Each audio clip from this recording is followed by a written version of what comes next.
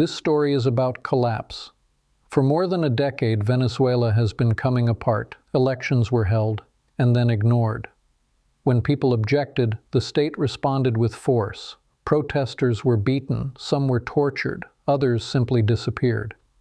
The economy, meanwhile, was looted and mismanaged so thoroughly that Venezuela lost more than 2/3 of its output. Few countries collapse like that without a full-scale civil war.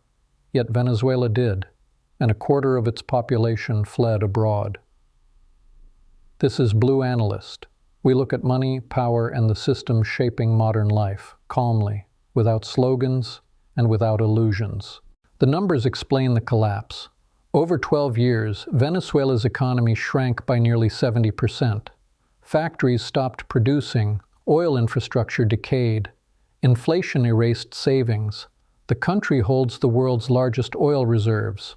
Yet daily life became a negotiation for food, medicine, and fuel. This was not an accident. It was the predictable result of corruption, repression, and the steady dismantling of institutions. As the economy collapsed, people made a simple calculation. They left. Families crossed borders on foot. Some stopped nearby. Others kept going. This was not seasonal migration. It was permanent flight. Venezuela did not just lose output, it lost people, and rebuilding an economy without them will take far longer than destroying it did. Then the story shifted. In early January, American Special Forces carried out a raid that removed Venezuela's ruler in a matter of hours. No invasion, no prolonged campaign, just speed, precision, and overwhelming force. Within days, the captured leader was in court in New York, facing serious criminal charges. The message was clear.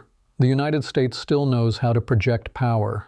But the raid also revealed its limits. This was not regime change. The system remained intact. Security forces stayed loyal to the structure of power, not the individual at its peak. Armed groups returned to the streets. Control changed at the top. Uncertainty spread everywhere else. Washington claimed authority. The president said that Venezuela now answered to him. In practice, enforcing that claim is far harder. Oil exports can be blocked, tankers can be seized, but repeated raids take time, and permanent occupation is not an option.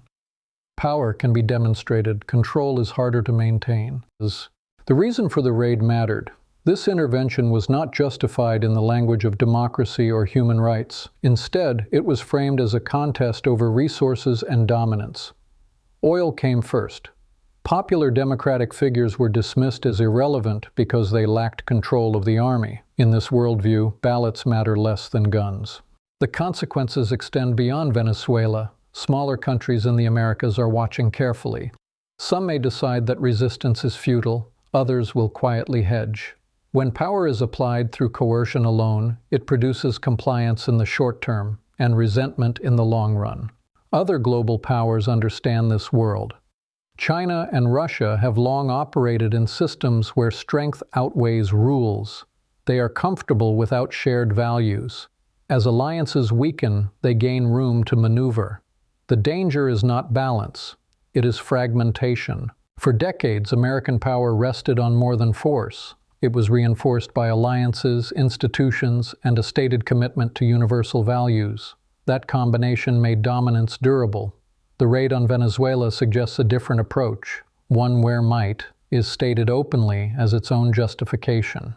History suggests such systems rarely endure. Power can compel obedience. Without legitimacy, it does not last.